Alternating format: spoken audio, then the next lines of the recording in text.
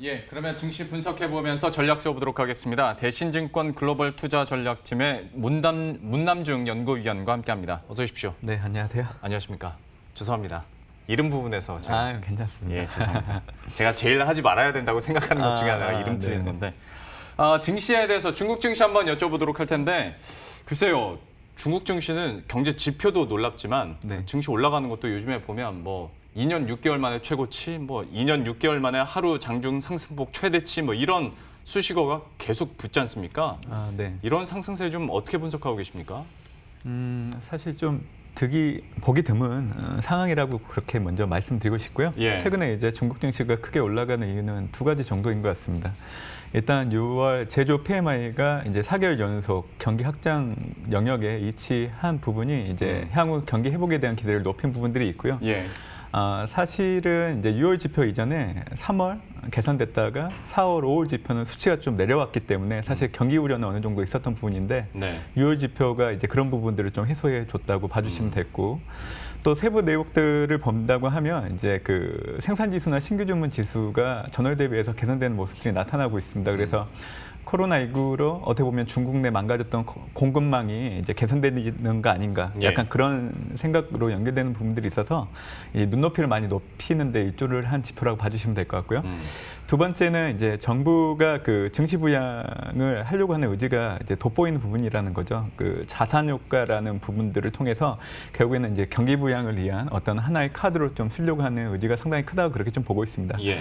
자산 효과는 이제 자산의 실질 가치가 올라가게 되면 보통 이제 소비 지출이 늘어나는 걸 자산 효과라고 하는데 결국 이제 증시가 상승하게 되면 불로소득을 통해서 이제 그 주식 투자자들 같은 경우에는 수익이 확보됐기 때문에 지출을 좀 많이 늘릴 수 있는 부분들이 있기 때문에 결국 그게 경기가 좋아지는 데 영향을 줄 수 있거든요. 예. 그래서 이제 중국 정부가 어떻게 보면 이 미국이 코로나19로 되게 어려운 시기를 겪고 있다가 이 증시가 계속 올라가면서 이제 자산 효과로 어느 정도 경기 부양의 수단으로서 좀 잘 활용되고 있는 부분들을 목도를 했기 때문에 아마 중국 정부도 하반기에는 이제 경기 부양을 위한 어떤 카드로서 증시 부양을 좀 택한 부분들이 있지 않나 그냥 그런 생각을 좀 해보고 있는 상황입니다.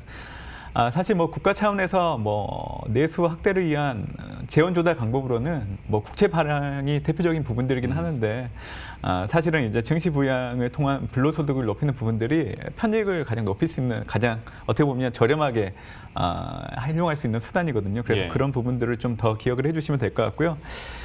일단 이제 그 중국 같은 경우에는 이제 코로나19에 대한 어떤 진원지라는 비난을 많이 받고 있는 상황입니다. 결국 그런 부분들을 방역이라도 잘해서 탈피하려고 하는 그런 정부 의지가 상당히 높기 때문에 결국 그런 방역에 대한 지표를 활용할 수 있는 게 증시 상승과 또 경제 지표를 통한 어떤 개선세를 통해서 이제 나타내려고 하는 부분들이 있어서 앞으로 하반기 때 증시 부양을 위한 어떤 정부의 정책은 적극적으로 나올 가능성이 높다 그렇게 좀 보고 있습니다. 예. 그러면 어떤 그러니까 펀더멘털이나 경기 기조를 봤을 때 지수 자체는 V자를 뭐 그린 건 맞는데 아까 방금 표에서 나온 것처럼 세계 공장이면 수출도 정상화돼야 되는 거고 공장도 다 돌아가야 되는 건데 지금 그 정도는 아니다라고 평가를 하시는 분들도 있더라고요. 좀 여기에 대해서는 어떻게 보십니까? 먼저 말씀드리면 이제 다음 주 중국의 수출 지표가 발표가 됩니다. 근데 이제 그 전월 대비해서 개선세가 나타날 걸로 예상되는 부분들이 있어서 사실 다음 주 중국 증시가 급등했음에도 불구하고 좀 중국 증시에 대한 어떤 양호한 투자 심리가 이어지는데 사실 중국의 수출 지표 그리고 또 하나가 중국의 2분기 GDP가 발표가 되는데 1분기 때 마이너스 6.8% 역성장을 했지만 이번에는 2.3 정도 수치가 크게 개선될 걸로 좀 보고 있기 때문에 사실 이제 다음 주 이 발표되는 경제 지표에 좀 주목해야 되는 부분들이 있죠. 다음 주 발표되는 중국의 경제 지표들 한번 면밀히 살펴보도록 하겠고요. 중국 증시에 대해서도 그러니까 해외 투자에 대해서도 관심 가지신 분들이 굉장히 많을 겁니다. 왜냐하면 지금까지는 뭐 중국 증시와 우리 증시가 어느 정도 방향성을 비슷하게 가다가 최근 들어서 갭이 확 벌어졌잖아요. 그러면 중국 증시의 앞으로의 방향성이나 전망을 좀 어떻게 하시는지 그리고 우리 국내 투자자들이 만약에 투자를 중국 증시 한다면 어떤 의견을 갖고 계신지 궁금하네요. 저는 이제 중국이 좀 추가적으로 좀 지수가 더 올라가게 된다고 하면 네. 사실 비중을 축소하는 계기로 삼아야 된다고 그렇게 좀 보고 있고요. 사실 지수 측면에서 놓고 온다고 하면 올라갈 여지는 좀 있다고 봅니다. 그 이유가 미국의 노빈우드처럼 중국 같은 경우에도 정보 습득과 인지력이 높은 2030 세대들이 최근 네. 중국 증시에 참여를 하고 있기 때문에 수급의 주체로 떠오른 부분들이 있고요. 또한 중국 증시는 지금 보시는 화면을 통해서 같이 들어주시면 좋을 것 같은데 증시 방향성이 정해지게 되면 좀 탄력을 받기 때문에 변동성이 확 커지는 그런 부분들이 있습니다. 그래서 지금 차트를 보시면 2006년에서 2007년 그리고 2014년에서 2015년 국면을 놓고 보신다고 하면 그때 상해 종합지수 최대 수익률이 각각 427%, 145%였기 때문에 어떻게 보면 변동성이 큰 대표적인 증시가 중국이라고 봐주시면 될 것 같고요. 물론 이런 과거 사례는 좀 참고는 해야 되겠지만 뭐 현 시점에서 중국 증시가 유동성과 뭐 증시 부양을 위한 정부 의지로 좀 모멘텀으로 추가 상승을 하더라도 저는 이제 좀 지수 비중을 줄여야 된다 그렇게 얘기를 해드리고 있습니다. 그렇게 얘기해드린 이유는 지금 코로나 외에 그 신종 돼지 독감 바이러스, 흑사병 이런 코로나 외의 어떤 그 전염병들이 지금 확산되고 있는 상황이기 때문에 결국 경제 정상화 속도가 좀 늦춰질 여지가 있습니다. 그래서 3분기 경제 지표가 연속적으로 좋아지는지 확인하려고 하는 심리가 높아질 수 있는 부분들이 있고요.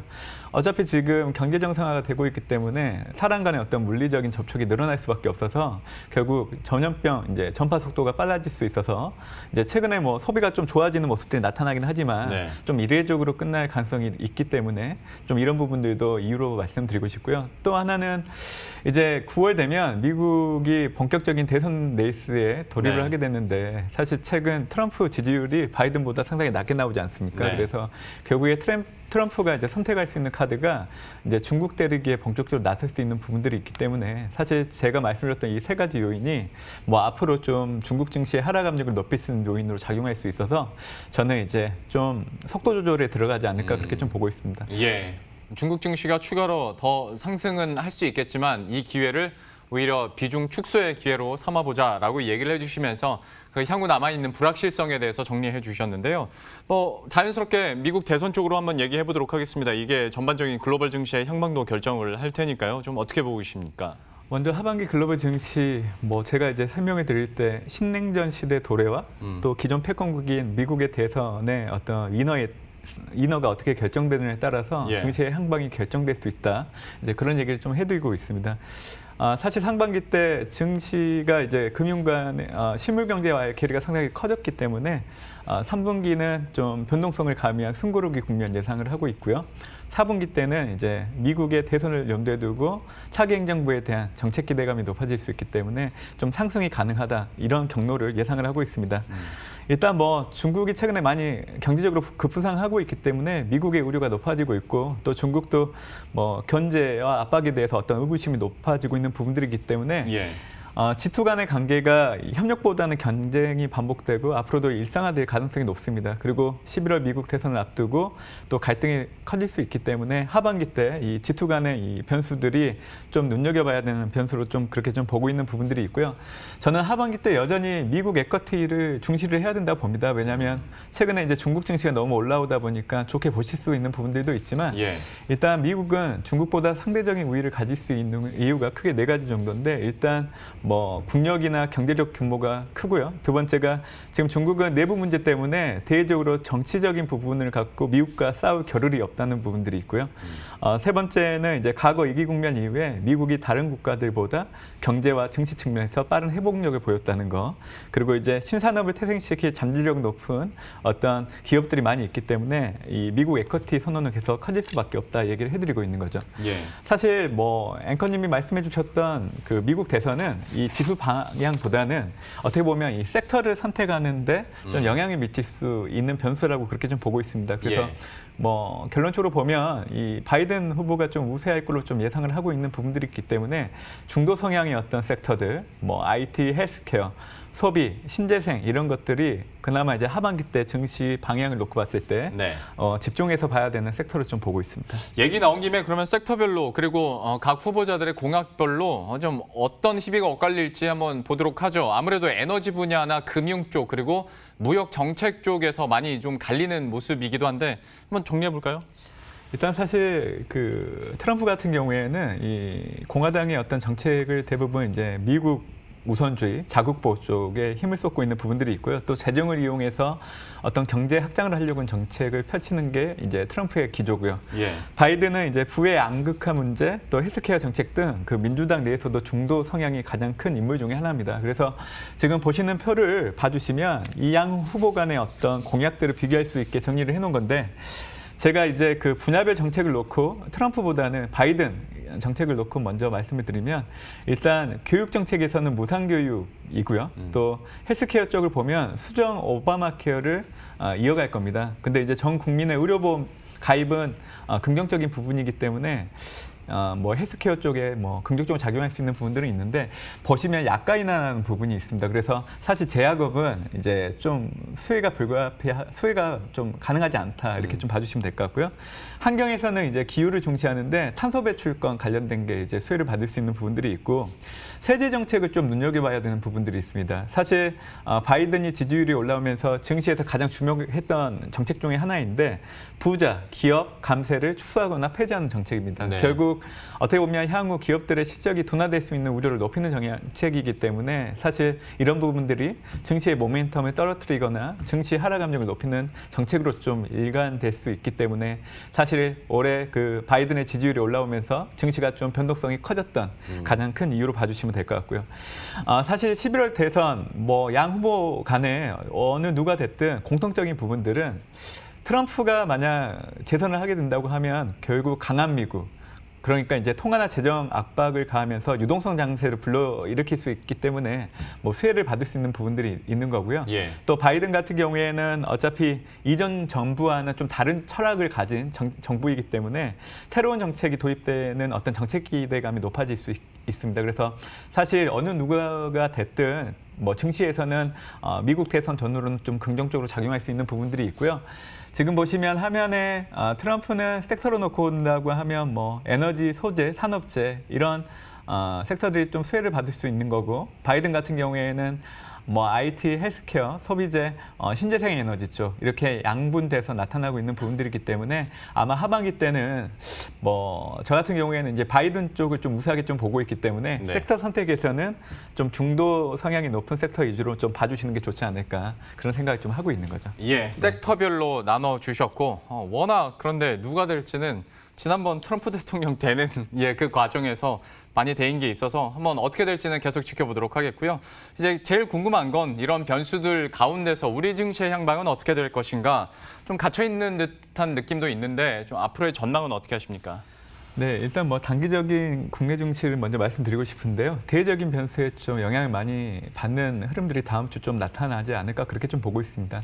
최근 증시의 바로미터가 좀 바뀌고 있습니다. 기존의 어떤 미국 증시 경제지표 확인이라는 익숙함에서 중국 증시와 실적 시즌 돌입이라는 새로운 변수가 등장하기 때문에 사실 단기적으로 다음 주부터 좀 증시의 하락 압력은 좀 우세하다, 그렇게 얘기를 하고 있는 거고요.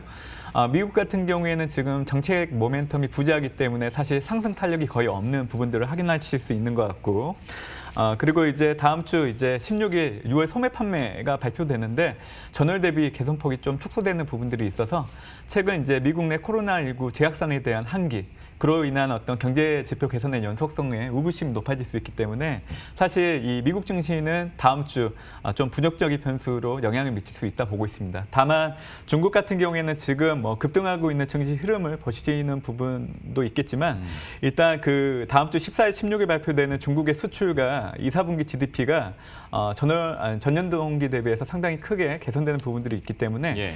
투자 심리 훼손을 방어하는 역할을 할 걸로 좀 보고 있습니다. 그리고 또 하나는 미국 실적 시즌 돌입을 하게 되는데, 이 실적이 2, 4분기 때 마이너스 43.9% 정도 감소할 걸로 좀 보고 있습니다. 예. 코로나19에 따른 영향이라는 걸 인지하고 있지만 일단 실적이 안 좋게 나오기 때문에 네. 투자 심리 측면에서 부정적으로 작용할 수 있는 부분들을 좀 확인하시면 좋을 것 같고요. 예. 지금 보시는 화면은 이제 미국 S&P 500 기업들의 어떤 실적 테이블도 좀 나타내는 건데, 예. 2, 3분기를 저점으로 좀 올라가는 모습들이 나타납니다. 그래서 하반기 때 이 실적이라는 부분들이 증시의 발목을 짐이 되지는 않을 걸로 좀 보고 있는 거고요. 예. 섹터를 놓고 본다고 하면 저는 IT랑 헬스케어 위주로 좀 대응하는 게 좋지 않을까 그렇게 좀 보고 있는 부분들이 있습니다. 실적을 중심으로 해서 IT와 헬스케어에 대한 이야기들 해주셨으니까요. 앞으로의 흐름들 계속 관심 있게 지켜보도록 하겠습니다. 대신증권 글로벌 투자 전략팀의 문남중 연구위원과 함께했고요. 저희들도 여기서 함께 인사드리도록 하겠습니다. 끝까지 마무리 잘 하시고요. 저희들은 다음 주 월요일 이 시간에 다시 찾아뵙도록 하겠습니다. 시청해주신 여러분 고맙습니다.